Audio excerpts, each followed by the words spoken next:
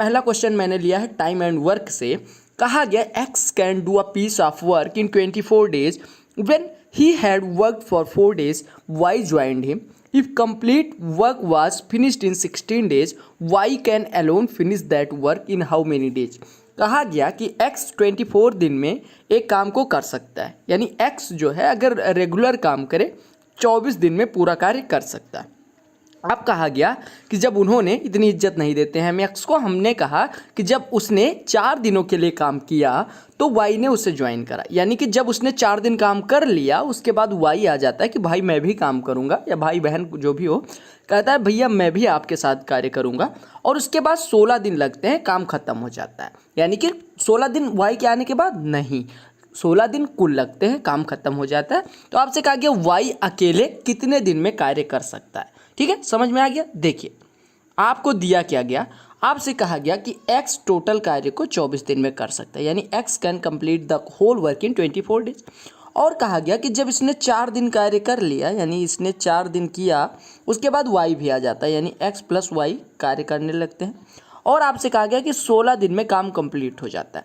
यानी हम बात करें कि x और y ने कितने दिन कार्य किया, तो आप कहेंगे कि 4 दिन तो x ने ऑलरेडी कर लिया था, टोटल 16 दिन लगे, यानी 12 दिन y के साथ में इसने कार्य किया। ठीक है, अब देखिए अगर मैं आपसे पूछूं कि सर x ने कुल कितने दिन कार्य किया, तो x तो शुरुआत से ही काम में था, यानी कि x ने 4 दिन इधर और 12 दिन इधर, यानी x ने कितने दिन कार्य किया, 16 दिन कार्य किया। और y ने कितने दिन कार्य किया, y ने 12 दिन कार्य किया और काम खत्म हो गया। आपको पता है कि x अगर 24 दिन में पूरा कार्य कर सकता है, x अगर 24 दिन में पूरा कार्य कर सकता है तो 16 दिन में उसने कितना कर लिया होगा, 16/24 हिस्सा। देखिएगा एलसीएम मेथड से हमने ऑलरेडी कर लिया है, तो यहाँ पे थोड़ी फ्रैक्शन मेथड पे आते हैं।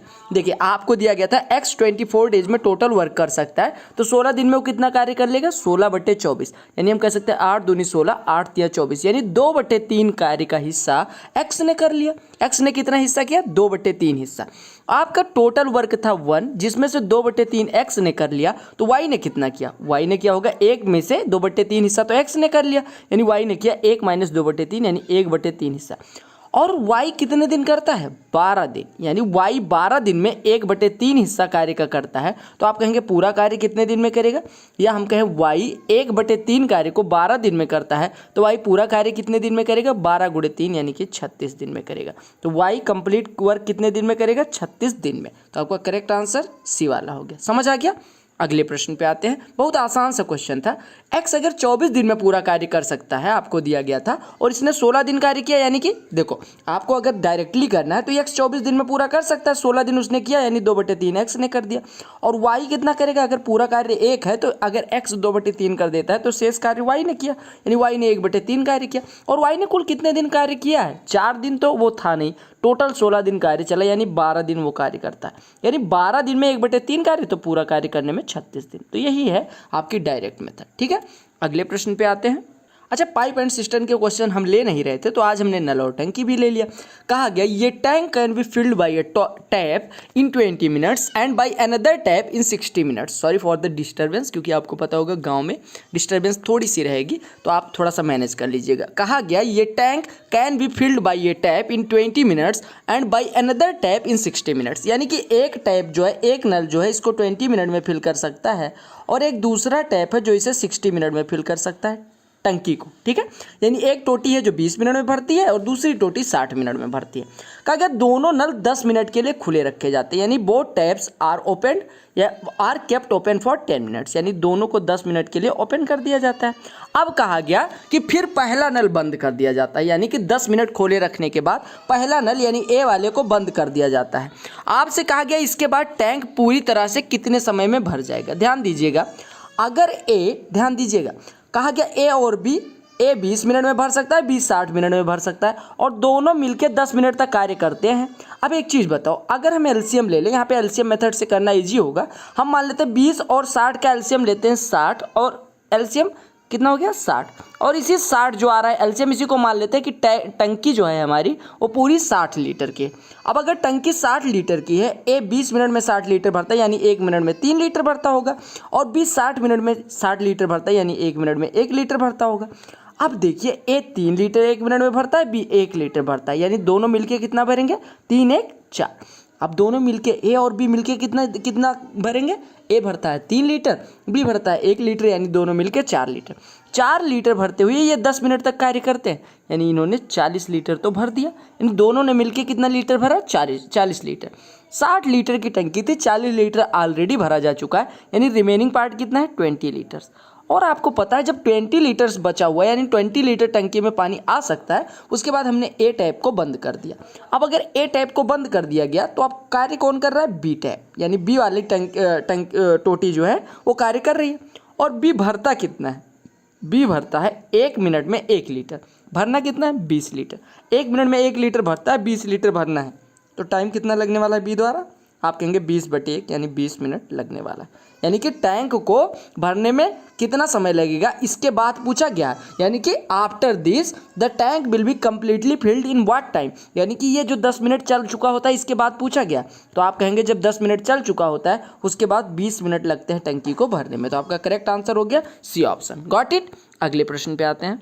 अगला प्रश्न आपका ज्योमेट्री से है। कहा गया in triangle A B C, A B is equal to A C, B is equal to 70 degree, B A D is equal to 80 degree, then what is the value of angle A D. ध्यान दीजिएगा, आपको यहाँ पे एक basic सा theorem कहें या basic सा कॉन्सेप्ट कहें, जो भी कहें वो यूज करना पड़ेगा। देखो आपको दिया गया कि angle B is equal to 70 degree, तो हम कह सकते हैं ये वाला एंगल भी 70 होगा। क्यों? क्योंकि आपको पता है किसी भी त्रिभुज में समान भुजाओं के सामने का कोण बराबर होता है, यानी अगर ये वाला कोण बी 70 था तो कोण सी भी 70 हो जाएगा। आपको दिया गया कोण बी ए डी, यानी पूरा कोण कितना है, ये वाला पूरा कोण कितना है, 80 अंश, यानी ये पूरा कोण है 80 अंश।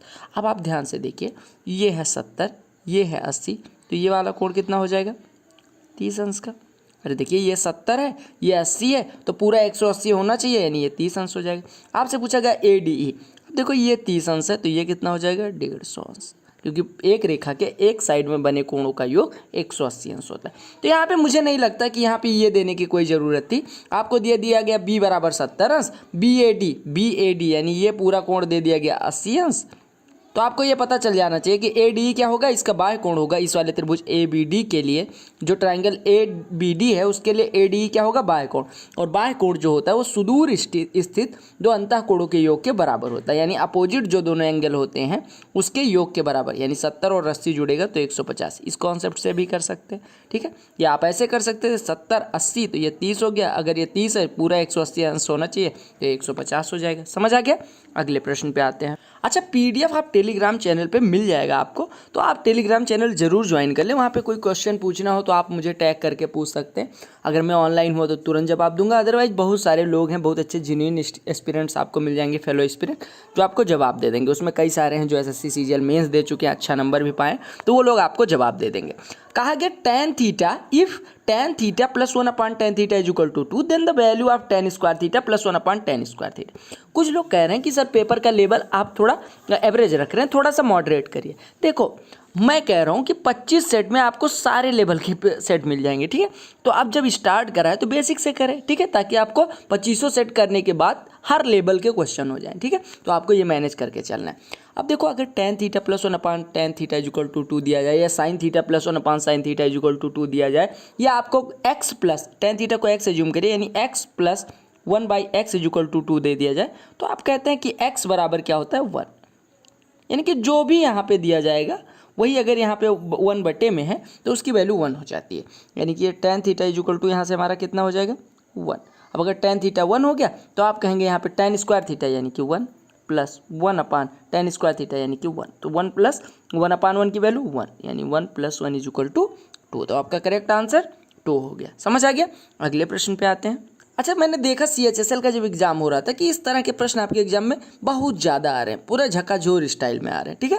तो tan theta is equal to 12/13 दिया गया, आपसे 2 sin theta cos theta upon cos square theta minus sin square theta पूछा गया। बेसिकली अगर मैं बताऊं तो 2 sin theta cos theta sin 2 theta का फार्मूला होता है, और अगर cos square theta minus sin square theta कहीं पे आ रहा है तो ये cos 2 थीटा का फार्मूला होता है। लेकिन इसका कहीं यूज नहीं है यहाँ पे इस क्वेश्चन में, लेकिन फिर भी मैं बता दे रहा हूँ, आप याद रखेंगे। देखो tan theta is equal to 12/13 दिया गया। देखो एक ट्राइंगल बनाओ, राइट एंगल ट्राइंगल, ये आपको एज्यूम करना है थीटा और ये 90 डिग्री।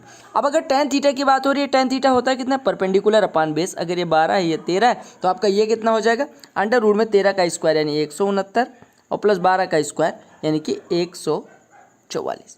ठीक है, 144। या आप कहें ये भी करने की ज़रूरत नहीं है, आप ये एक काम करो, ये 12/13 लिखे रहो, या ये भी फिगर भी बनाने की ज़रूरत नहीं थी। आप क्या करते, आप कॉस स्क्वायर थीटा से ऊपर नीचे भाग कर देते। तो अगर हम कॉस स्क्वायर थीटा से अंश में भाग करेंगे तो हमें मिलेगा 2 sin theta cos theta upon cos square theta, और हर में अगर कॉस स्क्वायर थीटा से भाग करेंगे तो दोनों टर्म्स में होगा। तो कॉस स्क्वायर थीटा में अगर कॉस स्क्वायर थीटा से भाग होगा तो 1, और साइन स्क्वायर थीटा में अगर कॉस स्क्वायर थीटा से भाग होगा तो tan स्क्वायर थीटा आपको मिल जाएगा। अब देखिए यहाँ से कॉस स्क्वायर थीटा की पावर कॉस थीटा से कैंसिल, यानी ये हो गया 2 tan theta sine theta upon cos theta कितना होता है, tan theta upon 1 minus tan square theta. Basically ये जो फार्मूला बन रहा है आपका, ये tan 2 थीटा का बन रहा है। और यहीं से प्रूव भी होता है कि 2 sin theta cos theta upon cos square theta minus sine square theta को अगर प्रूव करना है तो tan 2 थीटा आप ऐसे भी लिख सकते थे, या आप sin 2 theta upon cos 2 theta करके भी कर सकते थे। अब देखिए यहाँ पे tan थीटा की वैल्यू आपको पता है तो पुट कर दीजिए, यानी ये हो गया 2 × 12/13 अपान 1 माइनस 12 का स्क्वायर 144 बटे 13 का स्क्वायर 169। अब सॉल्व करिए इसको, यानी ये हो गया 24/13 बटे 169 में से 144 यानी 25/169, यही तो हो गया। 13 से काटेंगे ये 13 हो जाएगा, 13 ऊपर गुणा हो जाएगा यानी 13 × 24, 13 × 24 कितना हो जाएगा, आप कहेंगे 312/25। अब आप कहेंगे इतनी जल्दी कैलकुलेशन, देखो इसमें कोई जादू नहीं है। 13 चौको 52, यूनिट डिजिट 2 पता चल गई, यानी ये नहीं होगा, ये नहीं होगा। अब मैंने कहा 13 दूना 26 यानी 250 से तो बड़ा होगा, यानी ये भी नहीं होगा, तो आपका आंसर 312 हो गया। समझ आ गया। तो आपको यहाँ पे कॉस स्क्वायर थीटा से आंसर में भाग करके और सीधे tan थीटा की वैल्यू रख देनी थी, बस। एक और सुंदर सा क्वेश्चन दिख रहा है, कहा ये square is inscribed in a circle of diameter 2a and another square is circumscribing circle, the difference between the areas of outer and inner squares is. देखिए कहा गया कि एक वर्ग जो है 2a व्यास के एक सर्किल में बना हुआ है, यानी कि एक 2a व्यास का एक सर्किल है, यानी कि कुछ इस प्रकार से, और इसके अंदर एक स्क्वायर बना हुआ है, एक स्क्वायर इसके अंदर बना हुआ है, यानी इस प्रकार से आपका स्क्वायर बना हुआ है। बना देते हैं स्क्वायर हम, ये आपका एक स्क्वायर हो गया। ठीक है, स्क्वायर अगर नहीं भी बना है तो आप एज्यूम कर लीजिए स्क्वायर ही है। और कहा गया कि दूसरा वर्ग सर्किल के बाहर है। देखो एक वर्ग और है जो यहाँ पे बना हुआ है, कुछ इस प्रकार से है, देखिएगा कैसे, इस प्रकार से। यहाँ 1 मिनट इधर भी टच करवाना है आपको, तो इस प्रकार से आपका ये भी वर्ग ही है। ठीक है, अब आपसे कहा गया कि जो वर्ग का व्यास, वृत्त का व्यास जो है वो 2a है, यानी कि ये आपको दिया गया है 2a। अब आपसे कहा गया कि बाहरी और आंतरिक वर्गों के क्षेत्रफल के बीच का अंतर क्या है, ध्यान से देखिएगा। अच्छा एक चीज़ बताओ, अगर मैं बात करूं जो डायमीटर ये खींचा गया है, ये अंदर वाले वर्ग के लिए क्या हो जाएगा, अंदर वाले वर्ग के लिए ये विकर्ण है। और अगर हम माने अंदर वाले वर्ग की भुजा x है तो विकर्ण की लंबाई कितनी हो जाएगी, √2x, जो कि बराबर दिया गया आपको 2a के, यानी हम कह सकते हैं x बराबर हो गया आपका √2a, यानी अंदर वाले वर्ग की भुजा √2a हो गई।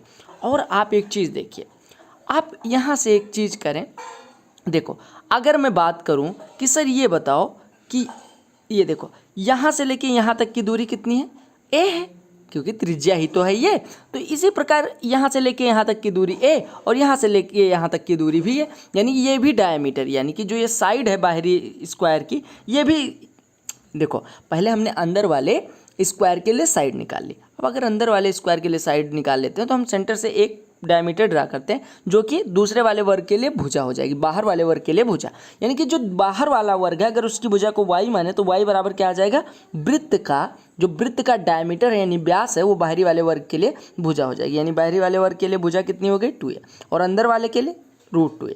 अब आपसे कहा गया क्षेत्रफलों का अंतर निकालना है, तो बाहरी वाले वर्ग का अगर क्षेत्रफल पूछे तो y² हो जाएगा यानी 4a² हो जाएगा, और अगर अंदर वाले का पूछे तो x² यानी कि 2a² हो जाएगा।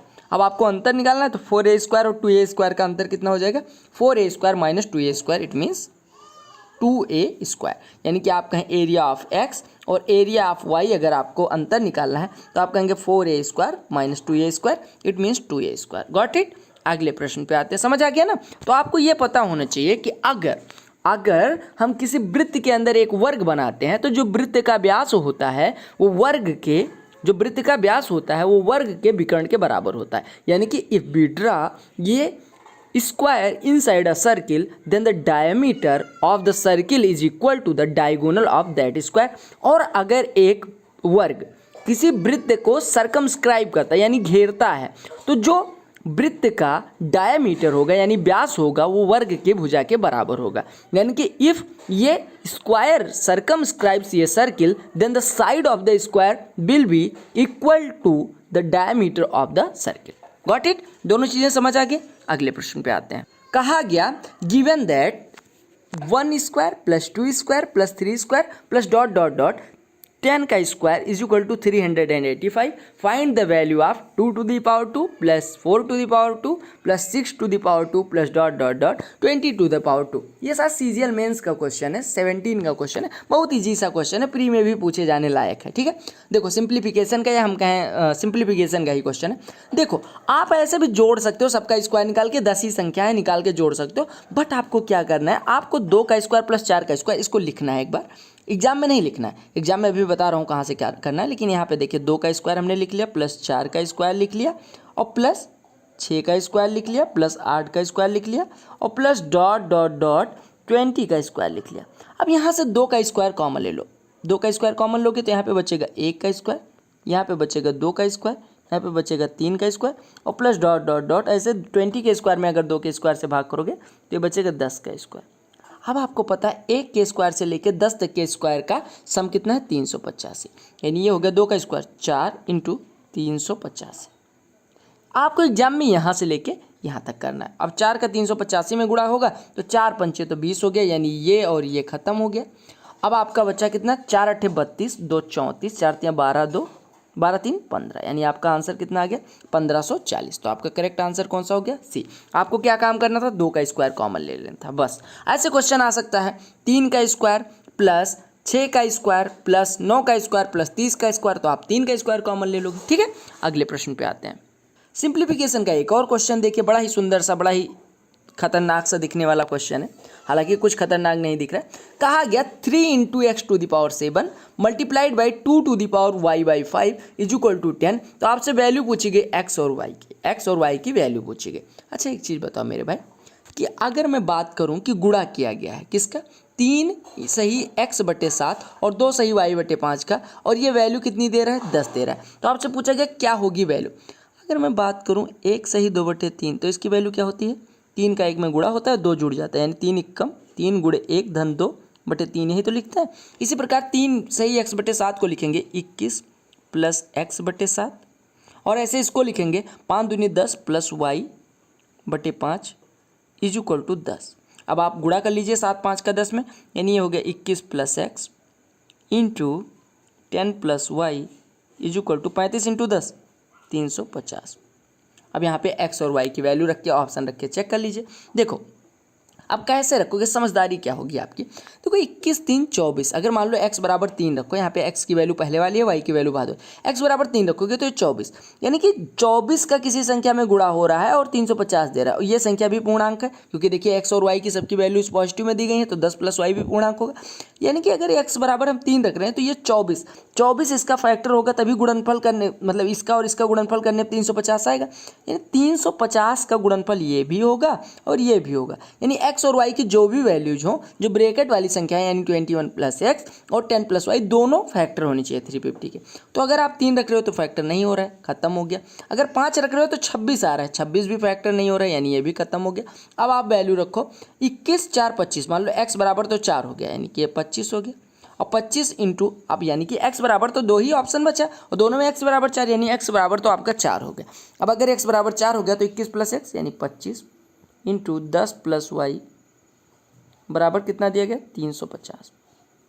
सॉल्व करो, 25 इक्यावन 25, 25 चौको 100, यानी y बराबर कितना आ जाएगा, अरे 10 प्लस वाई 14, तो y बराबर 4. अब y की भी वैल्यू 4 आ गई, x की भी वैल्यू 4, तो आपका करेक्ट ऑप्शन कौन सा हो गया, डी वाला. समझ आ गया ना. तो ये बड़ा अच्छा सा क्वेश्चन मुझे लगा था, इस वजह से मैं करवा दे रहा हूँ. ठीक है, क्या किया गया, P Q is a chord of a circle with centre O and S O R is a line segment originating from a point S on the circle and intersecting P Q produced at R such that Q R is equal to O S. If angle QRO is equal to 30 degree then the angle POS is equal to. आपसे कहा गया PQ जो है वो एक केंद्र वाले वृत्त की एक जीवा है, ओ केंद्र वाले वृत्त की एक जीवा है। हम मानते हैं ये आपका क्या है, एक वृत्त है जिसका केंद्र ओ है और पी क्यू इसकी एक कोई जीवा है, पी क्यू इसकी एक कोई जीवा है, यानी ये पी है ये क्यू है जिसको आर तक बढ़ाया जाता है। और एस ओ आर यानी कि एस ओ आर एक वृत्त, यहाँ पे लाइन सेगमेंट कर लीजिएगा, वृत्तखंड ना करके रेखाखंड कर लीजिएगा, यानी एस ओ आर इस प्रकार से कुछ है आपका, ये ओ सेंटर है, ये एस है और ये एस ओ आर आपका क्या आ गया, रेखाखंड। अब आपसे कहा गया, और एस जो है वो वृत्त पे कोई बिंदु है, अब आपसे कहा गया Q R is equal to O S. आप सबसे पहले क्या काम करिए, ओ एस आपको पता है ओ क्यू को मिला लीजिए और पी ओ को मिला लीजिए, ठीक है। अब देखिए आपको दिया गया कि Q R is equal to O S. अच्छा एक चीज़ बताओ, ओ एस है क्या, ओ एस त्रिज्या है, ओ एस आपकी त्रिज्या है, आपको पता है ये भी त्रिज्या ये भी त्रिज्या, और अगर क्यू आर किसके बराबर हो जा रहा है, ओ एस के, तो वो क्यू के भी बराबर होगा, क्योंकि अगर त्रिज्या आर है तो आपको पता चल जाएगा कि क्यू आर भी आर हो जाएगा। अब देखिए ट्रायंगल ओ क्यू आर को देखिए, इसमें दिया गया क्यू आर ओ की वैल्यू 30 अंश है, यानी ये वाला कोण आपका 30 अंश है। अब अगर ये वाला 30 है तो ये भी 30 हो जाएगा, क्यों, क्योंकि समान कोणों के सामने की भुजाएं बराबर होती हैं। ये 30 ये इसका बाह्य कोण, तो ये कितना हो जाएगा, हम यहाँ पे लिख दे रहे हैं, ये वाला हो जाएगा 60 अंश। अब अगर ये 60 हो गया तो ये भी 60 हो जाएगा, ये 60 तो ये भी 60। अब आपको पता है ये 60 हो गया, ये इतना 30 है, तो इतना कितना हो जाएगा, 90 हो जाएगा। आपसे पूछा कौन सा एंगल गया था, पी ओ एस, तो आपने निकाल लिया पी ओ एस कितना आ गया, 90। समझ आ गया। तो आपको ये पता होना चाहिए बाह्य कोण क्या होता है, और आपको ये भी पता होना चाहिए कि बाह्य कोण का योग सुदूर स्थित दोनों अंतःकोणों के योग के बराबर होता है, और ये भी पता होना चाहिए कि त्रिभुज में, किसी भी त्रिभुज में, in a triangle the angles opposite to equal sides are equal, यानी कि किसी भी त्रिभुज में दो समान भुजाओं के सामने के कोण बराबर होते हैं, बस इतना सा। अच्छा देखो अगला क्वेश्चन है मेंसुरेशन का, कहा गया the ratio of diagonals of the two cubes is 3:2, यानी कि डायगोनल्स का जो रेशियो दिया गया वो 3:2 है, दो क्यूब यानी दो घनों के विकर्णों का जो अनुपात दिया गया वो 3:2 है। What is the ratio of surface areas of these two cubes respectively, यानी कि इनके किसका अनुपात पूछा गया, सतह क्षेत्रों का। आपको पता होना चाहिए कि अगर आपसे टोटल सरफेस एरिया का अनुपात पूछा जाए या सरफेस एरिया का अनुपात पूछा जाए किसी भी क्यूब के लिए, किन्हीं भी दो क्यूब्स के लिए, तो वो अनुपात होता है a²/b², जहाँ पे a पहले वाले घन का किनारा है या हम कह साइड है, और b दूसरे वाले घन का किनारा है। अब आपको दिया गया है कि अगर पहले वाले घन की भुजा a है तो इसका विकर्ण कितना हो जाएगा, a√3, यही तो होगा। और अगर दूसरे वाले घन की भुजा b है तो उसका विकर्ण कितना हो जाएगा, b√3, और इन दोनों का अनुपात दिया गया है a√3 और b√3 का 3:2, यानी √3 कट गया, यानी a अनुपात b आपको दिया गया 3:2। और आपसे पूछा गया सतह क्षेत्र और फलों का अनुपात, ये हो जाएगा a²/b²। अगर a/b 3/2 है तो a²/b² कितना हो जाएगा, 3 का स्क्वायर 9, 2 का स्क्वायर 4। तो आपका करेक्ट ऑप्शन क्या हो जाएगा, 9:4। कितना ईजी सा क्वेश्चन था, लेकिन एग्जाम में आपके ऐसे ही क्वेश्चन पूछे जाते हैं, ठीक है। अच्छा ये बहुत अच्छा क्वेश्चन मुझे लगा था।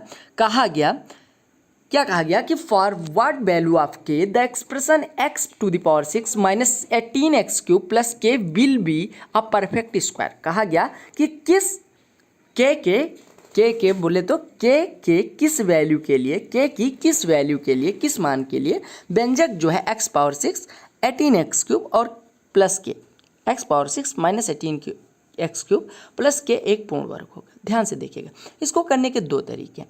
एक, आपको पता है ये किस में द्विघात है, आप कहेंगे x⁻6 को लिख सकते हैं x³ का स्क्वायर और -18x³ + के, यही दिया गया है। अब x³ को थोड़ी देर के लिए m एज्यूम करिए तो ये हो जाएगा m² - 18m + के, यानी आपसे पूछा गया ये कब पूर्ण वर्ग होगा। देखो अगर आपको कोई क्वेश्चन पूर्ण वर्ग बनाना है तो आपको पता होना चाहिए इसका डिस्क्रिमिनेंट यानी विभक्ति कर d = होता है b² - 4ac, b² - 4ac। और आपको पता है b और a और c कहाँ से निकालेंगे, तो इसकी तुलना हम करेंगे स्टैंडर्ड इक्वेशन मतलब स्टैंडर्ड क्वाड्रेटिक इक्वेशन से, जो कि होता है ax² + bx + c से। अब यहाँ पे m है तो am² + bm + c से तुलना कर दीजिए, तो a बराबर कितना हो जाएगा, m² का घाता मतलब m² का गुणांक यानी 1 हो जाएगा, b बराबर कितना हो जाएगा, -18 हो जाएगा, और c बराबर कितना हो जाएगा, k हो जाएगा। अब यहाँ पे b² - 4ac रखिए, और आपको पता होना चाहिए कि डिस्क्रिमिनेंट होता है 0 जब हमें रूट बराबर दिए गया, यानी कि यहाँ पे b की वैल्यू 18 का स्क्वायर 324 -4ac यानी कि -4 × 1 × k 4 इंटू 1 इंटू के इज इक्वल टू आपको दिया गया 0, यानी 4k इज इक्वल टू 324, यानी k इज इक्वल टू कितना आ गया 81। तो k की वैल्यू कितनी हो तो आपका ये परफेक्ट स्क्वायर बन जाएगा 81। पहली मेथड तो ये थी। दूसरी मेथड क्या होगी, देखो x पावर 6 को लिख सकते हैं x क्यूब का स्क्वायर और माइनस आप 18x क्यूब को लिख सकते हैं 2 इंटू 9 इंटू या 2 इंटू एक्स क्यूब इंटू 9 और प्लस के। अब ध्यान से देखिए, आप कहेंगे कि एक्स क्यूब का जो ये स्क्वायर है ये मानिए ए, एक्स क्यूब को ए मानिए तो ए स्क्वायर लिखा हुआ है माइनस 2a इंटू ये बी लिखा हुआ है और प्लस यहाँ पे आना चाहिए बी स्क्वायर, यानी के की जगह पे जो के है वो बी स्क्वायर होगा और आपको पता है बी की वैल्यू कितनी है 9, तो 9 का स्क्वायर कितना हो जाएगा 81, यानी कि के की जगह पे क्या आना चाहिए 81। अब माइनस 81 क्यों नहीं होगा, क्योंकि +8 का स्क्वायर ऑलवेज मतलब स्क्वायर हमेशा पॉजिटिव होता है। अच्छा, रूट पॉजिटिव निगेटिव दोनों हो सकते हैं, ठीक है। अगले प्रश्न पे आते हैं।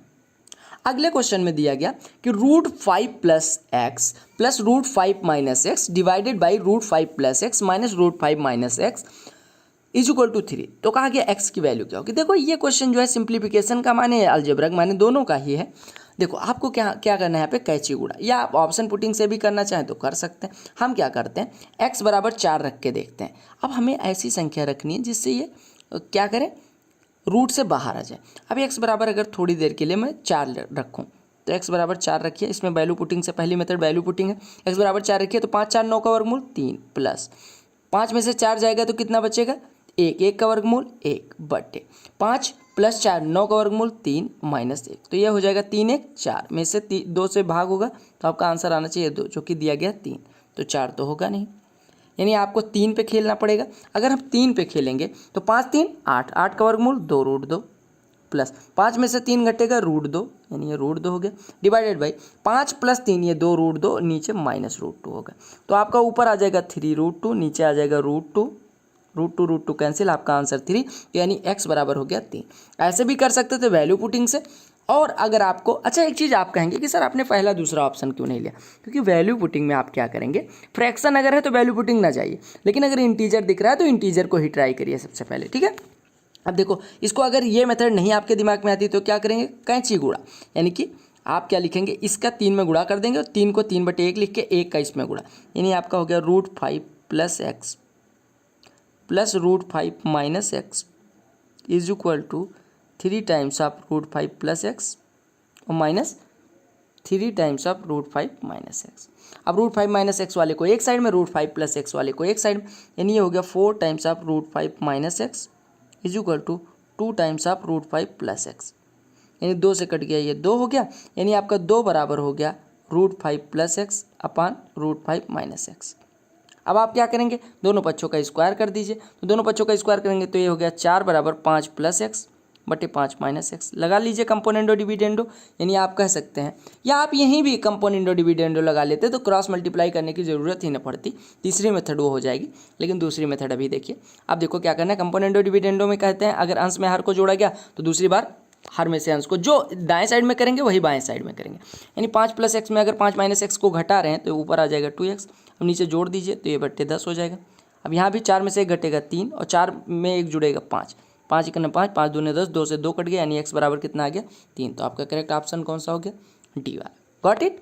अगले प्रश्न पे आते हैं, और कंपोनेंडो डिविडेंडो यहीं पे लगा देते तो आप यहीं पे √5 प्लस एक्स अपान √5 माइनस एक्स निकाल लेते, फिर वही करते जो आगे हमने किया है। कालिक मतलब प्रभुत्व वाला क्वेश्चन देखिए, यानी कि एग्जाम किसी भी मौसम में हो ये क्वेश्चन आना ही आना है। इस फार्मूले पे बेस्ड कई बार कुछ और पूछा जाएगा, लेकिन फार्मूले पे बेस्ड क्वेश्चन आपके एग्जाम में देखने को मिलेगा ही मिलेगा। अगर मैं पूछूँ कि x³ plus y³ plus z³ की वैल्यू क्या होती है तो आप कहेंगे sir x³ plus y³ plus z³ का एक फार्मूला होता है, क्या होता है 3xyz plus x plus Y plus z into x plus Y plus Z का whole square minus 3xy plus Y Z plus Z x. चौंकिए नहीं, चौंकिए बिल्कुल नहीं। हमने क्या किया, यहाँ पे हमारा फार्मूला होता है X square plus Y square plus Z square minus x Y minus Y Z minus Z X. हमने उसको थोड़ा सा मॉडिफाई किया। हमने कहा सर अगर हमें X plus Y plus Z का होल स्क्वायर कर लेंगे तो X square plus Y square plus Z square plus 2xy plus 2yz plus 2zx आएगा, और उसमें से 3xy 3yz 3zx घटाएंगे तो हमारा minus x Y minus Y Z minus Z x आ जाएगा। उसी को हमने थोड़ा सा मॉडिफाई कर लिया, क्योंकि हमें यहाँ पता थी value X plus Y plus Z की, हमें पता थी X Y plus Y Z plus Z X की, हमें पता थी X plus Y plus Z की, और हमें पता थी 3xyz की। आप देखो यहाँ पे वैल्यू पुट कर लो, 3xyz कितना हो जाएगा 48 गुणे 3 यानी 144 plus x plus Y plus Z 12 into 12 का स्क्वायर 144 माइनस 3 इंटू 44 यानी कि 132। बस इसी को पुट करिए आंसर आ जाएगा। यानी हो गया 144 प्लस 12 इंटू 144 माइनस 132 यानी कि ये हो जाएगा आपका 12। तो 12 इंटू 12 144 प्लस 144 यानी आपका आंसर कितना हो गया 288। अगले प्रश्न पे आते हैं। देखो मिक्सचर एंड एलिगेशन का है या रेशियो एंड प्रोपोर्शन का है, उसका एक क्वेश्चन लिया और आपके एग्जाम में एक क्वेश्चन आता ही आता है। कहा क्या गया कि there are 3 containers of equal capacity, यानी कि 3 जो कंटेनर हैं वो उनका मतलब जो क्षमता है, धारक क्षमता वो बराबर है। अगर the ratio of sulphuric acid to water in the first container is 3:2, यानी कि हमें एसिड और वाटर का अनुपात दिया गया पहले में 3:2, दूसरे में दिया गया 7:3 और तीसरे में दिया गया 11:4। ठीक है। अब कहा गया यदि सभी तरल पदार्थ एक साथ मिलाए जाते हैं तो एसिड का वाटर से रेशियो क्या होगा। देखो अगर आपको ऐसा दिया जाए कि कैपेसिटी समान है तो आप क्या करेंगे, 3 2 जोड़ेंगे 5, 7 3 10 और 11 4 15। अब आपको क्या करना है, आपको दिया गया क्षमता बराबर है, हम 5 10 और 15 का एलसीएम लेते हैं, हमें पता चल जाएगा 5 10 और 15 का एलसीएम 30, तो सबको 30 बना लीजिए। 30 बनाने के लिए इसमें यहाँ 5 है तो 6 से गुणा हो जाएगा, यहाँ 10 है तो यहाँ 3 से गुणा हो जाएगा, यहाँ 15 है तो यहाँ 2 से गुणा हो जाएगा। तो 3 से अगर गुणा करेंगे तो यहाँ पे एसिड और वाटर का न्यू रेशियो, यानी कि जो एसिड और वाटर की मात्रा है तो हम कहेंगे वो कितनी हो जाएगी। यहाँ पे 6 से गुणा करेंगे तो ये हो जाएगा 18 12, यहाँ पे 3 से गुणा करेंगे 21 9 और यहाँ पे 2 से गुणा करेंगे 22 8। अब आपसे कहा गया तीनों को एक मिक्सचर उसमें डाल दिया जाता है बर्तन में, तो हम डालेंगे तो एसिड कुल कितना हो जाएगा इतना और वाटर कितना हो जाएगा इतना। तो आप अनुपात निकाल लीजिए, यानी एसिड और वाटर का रेशियो कितना हो जाएगा। एसिड जोड़ेंगे 18 21 और 22 यानी 8 1 9 2 11 और ये 1 2 3 2 5 1 6 यानी 61 तो एसिड हो गया। वाटर कितना हो जाएगा 12 9 21 8 29, यानी एसिड और वाटर का अनुपात कितना आ गया 61:29। तो आपको ऐसे कर लेना, बहुत आसान सा क्वेश्चन है। 3:2 पहले में था, 7:3 दूसरे में था, 11:4 तीसरे में था। हमें दिया गया था कि जो तीनों टैंकर्स हैं यानी तीनों जो कंटेनर्स हैं उनकी कैपेसिटी समान है, तो हमने सबको जोड़ के एलसीएम लेके बराबर कर दिया और उसके बाद में ऐड कर दिया, तो सीधे सीधे हमारी मात्रा आ जाएगी। बहुत आसान सा क्वेश्चन था। देखो प्रॉफिट एंड लॉस का क्वेश्चन है, बेसिकली 2 क्वेश्चन आपके एग्जाम में पूछे जाते हैं, लेकिन चलो देखते हैं पहला क्वेश्चन क्या है। कहा गया ये fruit seller buys some oranges at the rate of 4 for ₹10, यानी कि वो कुछ संतरे खरीदता है, 4 संतरे 10 रुपये में, और कहा जाता है and equal number more at 5 for 10 rupees, यानी कि 10 रुपये में 5 की दर से समान मात्रा में और संतरे खरीदता है, यानी कि 5 मिलते हैं 10 रुपये में। एक ये वाली क्वालिटी है, एक ये वाली क्वालिटी। अब कहा कि वो पूरे को 20 रुपये पर 9 संतरे की दर से बेचता है, उसका लाभ या हानि प्रतिशत क्या है। अच्छा एक चीज़ बताओ, अगर मैं मानूं कि पहले 4 संतरे खरीदता है और बाद में 5 संतरे खरीदता है, तो आप कहेंगे कि सर तब तो मात्रा बराबर नहीं हुई, क्योंकि आपको दिया गया है समान मात्रा में संतरे खरीदता है। अब देखो आपको पता है 4 संतरे 10 रुपये में खरीद रहा है और दूसरे वाली क्वालिटी में 10 रुपये में 5 संतरे मिल रहे हैं, तो आपको मात्रा बराबर करनी है, यानी 4 और 5 का एलसीएम लेना पड़ेगा। यानी कि 4 और 5 का अगर आप एलसीएम लेंगे तो आप कहेंगे एक काम करो, आप क्या काम करो 20 संतरे दोनों के ले लो। 4 और 5 का एलसीएम कितना हो गया 20, यानी आपने कहा 20 ऑरेंजेस ले लो, यानी 20 ऑरेंजेस इस टाइप के खरीदेंगे। टोटल कितने ऑरेंजेस खरीदेंगे 20। अगर 4 ऑरेंजेस का दाम 10 रुपये है तो 20 का कितना हो जाएगा 50 रुपये। और सिमिलरली अगर ये 20 संतरे खरीदेंगे तो 20 संतरे खरीदने में कितना रुपया लगेगा, 5 संतरे 10 रुपये के, यानी 20 ऑरेंजेस फॉर कितने का हो जाएगा 40 रुपये का।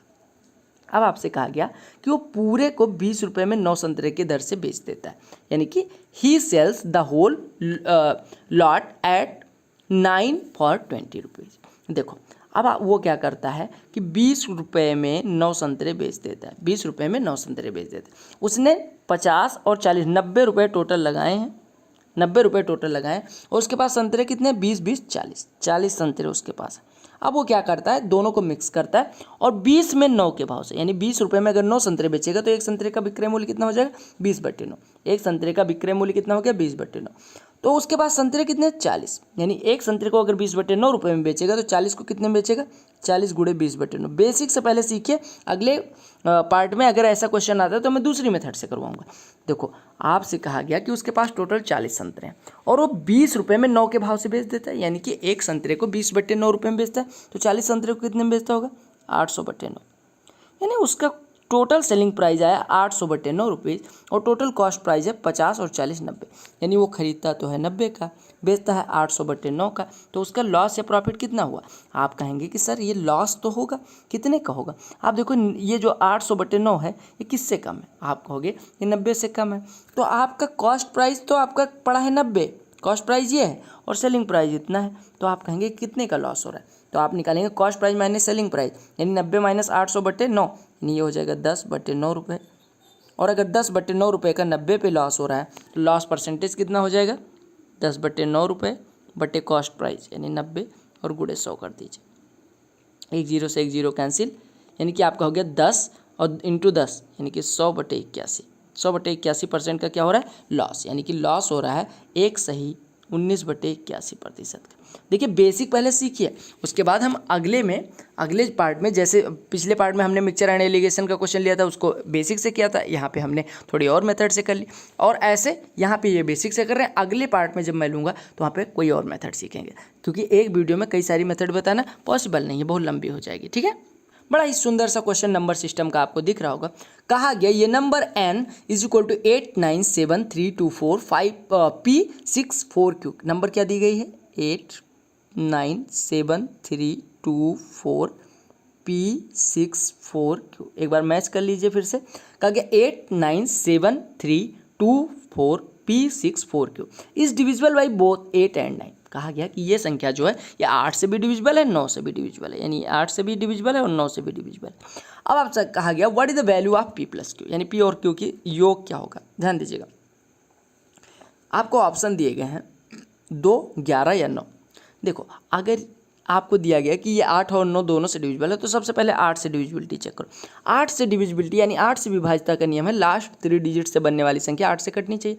अब लास्ट 3 डिजिट से अगर आपको काटना है इसको, तो आप कहेंगे कि Q बराबर क्या हो सकता है, Q बराबर 0 से 9 तक हो सकता है। तो Q बराबर अगर आप 0 रखेंगे तो 640 आएगा जो कि 8 से कटेगा, और Q बराबर 0 + 8 यानी 8 रखेंगे 648 आएगा, वो भी 8 से कटेगा। यानी Q की वैल्यू या तो 0 हो सकती है या तो 8 हो सकती है। अब केवल 8 से तो विभाजित है नहीं, अदरवाइज हम कह देते हैं Q की 2 वैल्यूज पॉसिबल हैं, 0 और 8, लेकिन ये दिया गया ये 9 से भी डिविजिबल है। अब अगर ये 9 से डिविजिबल है तो 9 से डिविजिबिलिटी का रूल है कि ऑल डिजिट का सम 9 से कटना चाहिए, तो सम निकालो। तो अगर आप सम निकालने जाओगे तो आपका आ जाएगा 8 9 17 7 24 3 27 2 29 4 33 6 39 4 43 + P + Q, यानी 43 + P + Q, 43 + P + Q। अब देखो आपसे पूछा गया कि P + Q की वैल्यू क्या हो सकती है, P + Q की वैल्यू क्या हो सकती है। अब ध्यान से देखिएगा P + Q की वैल्यू क्या हो सकती है। आप कहेंगे कि 43 तो इतना है और P + Q और आया, और अगर ये 9 से कट रहा है तो ये 43 + P + Q या तो कितना होगा, 45 होगा, और या तो 54 होगा, ठीक है, या तो 45 होगा या तो 54 होगा। और हम 63 ले नहीं सकते क्योंकि तब P + Q बराबर 21 हो जाएगा, और P और Q दोनों 9 से छोटे हैं तो P और Q मिलके 21 हो नहीं सकते, यानी इसकी 2 वैल्यूज पॉसिबल हैं, 43 + P + Q की या तो 45 होगा या तो 54 होगा। अब अगर हम मानते हैं कि 43 + P + Q 45 है, तो यहाँ से हमारा P + Q कितना आ जाएगा, P + Q कितना आ जाएगा, 2। और अगर हम मानते हैं कि 43 + P + Q बराबर 54 है, तो हमारा P + Q बराबर कितना आ जाएगा, 11। अब देखो P + Q बराबर, अगर अब यहाँ पे देखिए P + Q की वैल्यू या तो 2 हो सकती है या तो 11। अब अगर P + Q बराबर, तो आपको P जो निकालना था वो तो निकल आया, यानी P + Q की वैल्यू पूछी गई थी तो या तो 2 होगा या तो 11 होगा, यानी फर्स्ट एंड इधर फर्स्ट और सेकंड, इधर फर्स्ट और सेकंड, या तो पहला हो सकता है या तो सेकंड हो सकता है। लेकिन अगर मैं बात करूं कि P की कौन कौन सी वैल्यूज पॉसिबल है, तो आप कहेंगे कि अगर P + Q 2 है तो Q बराबर 0 होना पड़ेगा, Q बराबर 0 हो गया तो P बराबर 2 हो जाएगा, और अगर Q बराबर 8 हो गया तो P बराबर 3 हो जाएगा। यानी पी की दो वैल्यूज पॉसिबल हैं, 2 और 3। अब अगर क्यू 0 है और पी 2 है तो पी प्लस क्यू 2 हो जाएगा, और अगर क्यू 8 है पी 3 है तो क्यू प्लस पी 11 हो जाएगा। तो आपकी पी प्लस क्यू की दो वैल्यूज पॉसिबल हैं, 2 और 11। समझ आ गया? तो अगर आपको ऐसा कुछ दिया जाए कि ये number is divisible by 8 and 9 both, तो आप क्या करेंगे? सबसे पहले you will check the divisibility by 8 and then you will move on to 9 and check the divisibility by 9। और 8 से डिविजिबिलिटी का नियम क्या है? लास्ट 3 डिजिट 8 से कटनी चाहिए, और अगर 9 से डिविजिबिलिटी चेक करनी है तो सम ऑफ डिजिट्स किससे कटना चाहिए? 9 से कटना चाहिए। कहा गया कि एक दुकानदार यानी a shopkeeper allows a discount of 12.5% on the market price of a certain article and makes a profit of 20%। If the article cost the shopkeeper R 210, then the market price of the article will be. कहा गया कि एक दुकानदार एक निश्चित वस्तु पे 12.5 रुपये की छूट देता है, यानी डिस्काउंट कितने की देता है? 12.5% की। यानी अगर वो 8x का खरीदता है, यानी कि कॉस्ट प्राइस अगर 8x हो तो सेलिंग प्राइस उसकी होती है 7x। ठीक है। अब आपसे कहा गया कि 20% का लाभ कमाता है, यानी कि 7x पे बेचने पे 7x पे बेचने पे उसे कितने का लाभ होता है? 20% का। यानी कि 7x पे, अच्छा ये मार्केट प्राइस है, सॉरी, ये मार्केट प्राइस अगर 8x है तो सेलिंग प्राइस कितनी है? 7x, क्योंकि 12.5% यानी 1/8 हिस्से की छूट देता है। 8x पे 1/8 हिस्सा कितना हो गया? x, यानी 8x का खरीदता है तो x रुपये की छूट, यानी 7x का बेचता है। और कहा गया कि 7x में बेचने पे उसको कॉस्ट प्राइस पे 20% का प्रॉफिट होता है, यानी कॉस्ट प्राइस पे अगर प्रॉफिट होगा 20% का, यानी कॉस्ट प्राइस अगर 5 होता तो सेलिंग प्राइस 6, यानी ये बराबर सेलिंग प्राइस हो जाएगा। यानी अगर 20% लाभ लेके बेचना है तो CP के 6/5 पे बेचना पड़ेगा, यानी CP का 6/5 आपको दिया गया 7x, यानी यहाँ से हमारा CP कितना हो जाएगा? CP बराबर कितना हो जाएगा? आप कहेंगे 5 × 35x/6, 5 × 35x/6, यानी कॉस्ट प्राइस हो गया 35x/6। लेकिन आपको कॉस्ट प्राइस दी गई 210, यानी कि 35x/6 बराबर दिया गया 210। यहाँ से 35 से कट जाएगा ये 6, यानी x बराबर आपको दिया गया 36, x बराबर 36। अब अगर x बराबर 36 है तो आपसे पूछा गया वस्तु का अंकित मूल्य यानी मार्केट प्राइस, तो आप इसमें वैल्यू रख दीजिए, यानी x बराबर अगर आपका 36 है तो मार्केट प्राइस कितना हो जाएगा? 36 × 8 यानी कि 288, यानी मार्केट प्राइस कितना हो गया? 288। समझ आ गया? कितना आसान सा क्वेश्चन था। चलो परसेंटेज का क्वेश्चन देख लो। परसेंटेज का 1 से 2 क्वेश्चन आता है, एक प्रॉफिट एंड लॉस में, या तो एक सिंप्लीफिकेशन में आ जाएगा, एक परसेंटेज में, कई बार एक ही आता है। कहा गया 2 students appeared at an examination, one of them secured 9 marks more than other and his marks was 56% of the sum of their marks. कहा गया 10 marks obtained by them are. कहा गया एक परीक्षा में 2 छात्र शामिल हुए, उनमें से एक ने दूसरे की तुलना में 9 अंक अधिक हासिल किए, यानी अगर एक A पाता है तो दूसरा A+9 पाता है। और कहा गया और उनके अंकों में और जो ये A+9 पाता है वो इनके अंकों के योग का 56% है, यानी हम कह सकते हैं A+9 जो है वो अंकों का योग, यानी 2A+9 का 56% है, यानी इसका 56/100 है। तो आपसे क्या पूछा गया? तो आपसे कहा गया कि उनके द्वारा प्राप्त किए गए अंक कितने। आप सॉल्व कर लीजिए, बेसिक सा क्वेश्चन बन गया। 100 का A+9 में गुणा, यानी 100A + 900 बराबर हो गया 56 दूना 112A प्लस 56, तो आप कहेंगे 504 हो जाएगा। ठीक है, 504। अब इसको सॉल्व करिए, यानी आपका हो गया 12A = कितना हो जाएगा? 396।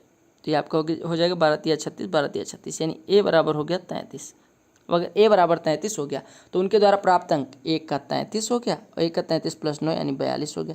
तो आपको अंकों का वो पता चल गया, कितना पाए? 42 और 33। समझ आ गया?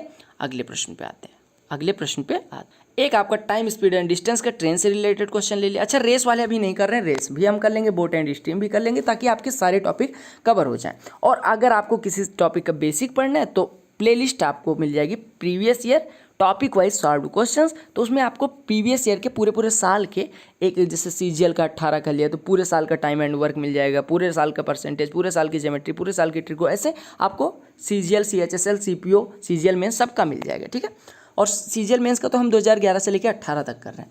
कहा गया ये moving train crosses a man standing on a platform and a bridge 640 metres long in 15 second. कहा गया एक आदमी को और एक खंबे को, वो एक पुल को जिसकी लंबाई 640 मीटर है, उसको 15 सेकंड और 35 सेकंड में क्रॉस करते हैं। अच्छा, मैं अगर आपसे कहूँ कि इस तरह का क्वेश्चन मैं करवा चुका हूँ कि अगर कोई ट्रेन किसी व्यक्ति को पार करती है तो वो कितनी दूरी चलती है? अपनी लंबाई के बराबर। यानी अपनी लंबाई के बराबर अगर ऐसे स्पीड से चलती है तो उसको 15 सेकंड लगते हैं। और अगर किसी ब्रिज को पार करती है तो उसके द्वारा चली गई दूरी length of train plus length of bridge upon S कर देंगे तो ये बराबर आपको दिया गया 35 सेकंड। अब आपसे कहा गया अगर 1280 मीटर लंबे प्लेटफॉर्म को पार करना हो तो उसके द्वारा कितना समय लगेगा? देखो, एक चीज़ बताओ, आपसे कहा गया, आपको पता है कि 15 सेकंड में वो, यहाँ से एक काम करो, इसमें इसको डिवाइड कर दो, दूसरी मेथड से कर रहे हैं। अगर डिवाइड करोगे तो यहाँ से आपका आ जाएगा L + 640 डिवाइडेड बाई L बराबर 35/15 यानी 7/3 गुणा कर लीजिए तो आपका आ जाएगा 4L = 640 × 3 यानी L बराबर आ जाएगा 480। ठीक है, L बराबर कितना आ जाएगा? 480। यानी लंबाई कितनी आ गई ट्रेन की? 480। अब यहाँ पे वैल्यू पुट कर दीजिए, यानी यहाँ से हमारी स्पीड आ जाएगी, कितनी आ जाएगी? 480/15 यानी 15 × 3 = 45, 15 × 2 = 30 यानी कि उसकी स्पीड है 32 मीटर पर सेकेंड।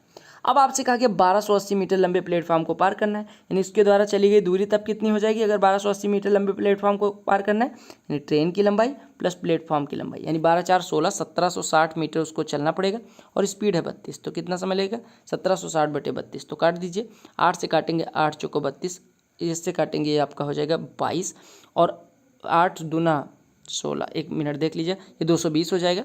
अब 4 से काटेंगे तो 55, यानी 55 सेकंड का समय लगने वाला है। देखिए, अगर कोई ट्रेन किसी बिंदु, किसी व्यक्ति या किसी खंभे को पार करती है तो उसके द्वारा चली गई दूरी L होगी।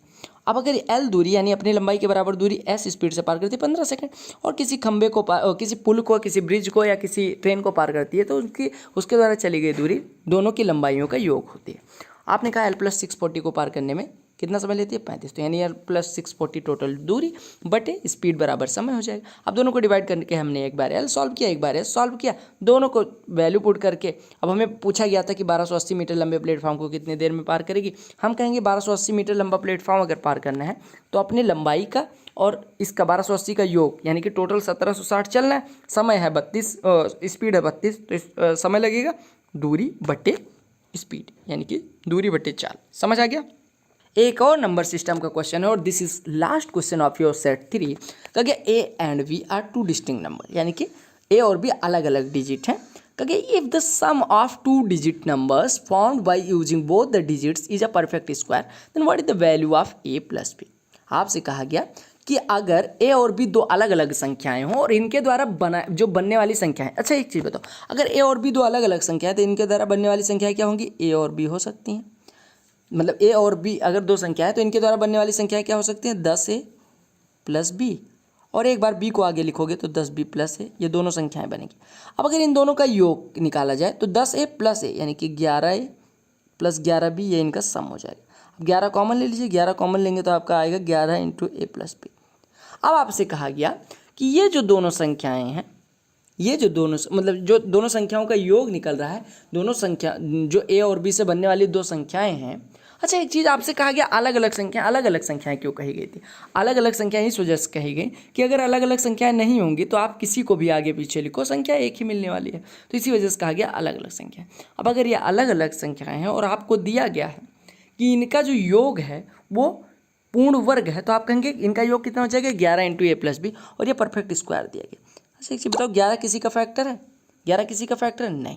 यानी कि अगर इसको स्क्वायर बनना है तो A + B की वैल्यू 11 हो सकती है, A + B की वैल्यू 11 भी हो सकती है, A + B की वैल्यू और क्या हो सकती है? अगर इसको परफेक्ट स्क्वायर बनना है आपका 44 भी हो सकती है। लेकिन A और B दोनों संख्याएं जो हैं एक एक अंक हैं, यानी एक अंकीय संख्या है, तो इनका योग कभी 18 से ज़्यादा हो ही नहीं सकता, यानी कि 44 तो पॉसिबल ही नहीं है। यानी अगर इसको परफेक्ट स्क्वायर बनना है तो 11 × A + B को क्या होना पड़ेगा? 121 होना पड़ेगा, क्योंकि 11 ऑलरेडी है और 11 एक और मिल जाए तो परफेक्ट स्क्वायर, यानी A + B अगर 11 हो गया तो 11 × 11 यानी 121 परफेक्ट स्क्वायर, यानी कि 11 का स्क्वायर बन जाएगा। तो हमारा A + B की वैल्यू कितनी होगी? 11। ठीक है। अच्छा परफेक्ट स्क्वायर क्या होता है? जो इंटीजर का स्क्वायर हो। तो आई होप